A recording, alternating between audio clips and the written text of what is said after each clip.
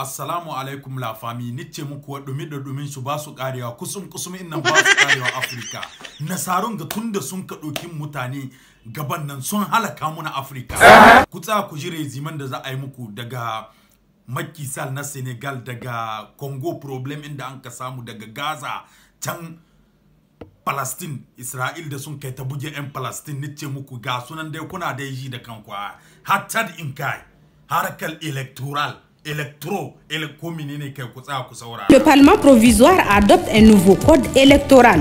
Le document qui regroupe les dispositions législatives et réglementaires pour l'organisation des élections présidentielles, sénatoriales, législatives et locales apporte quelques modifications, notamment le mandat présidentiel.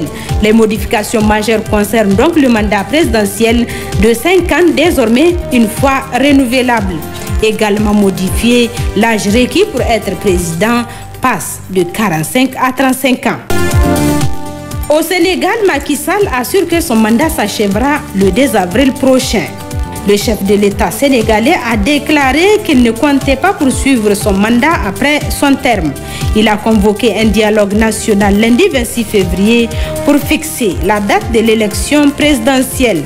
Je voudrais que ce débat soit tranché. Le 2 avril sera la fin de mon mandat, la fin de mon contrat avec le peuple sénégalais en tant que président de la République. C'est ainsi que Macky Sall a débuté le 22 février au soir une interview retransmise en direct sur plusieurs chaînes du pays. Toujours au Sénégal, Macky Sall laisse en suspens la date de la présidentielle. Lors de son entretien avec la presse sénégalaise, le président Macky Sall n'a pas fixé de date pour la présidentielle dont il avait décrété le report. En Guinée, les acteurs sociopolitiques en faveur d'un gouvernement d'union nationale. Des acteurs sociopolitiques sollicitent en effet la mise en place d'un gouvernement d'union nationale pour sortir le pays de la crise politique qu'il vit depuis la dissolution de l'exécutif lundi dernier. En RD Congo, les affrontements se poursuivent dans l'est du pays.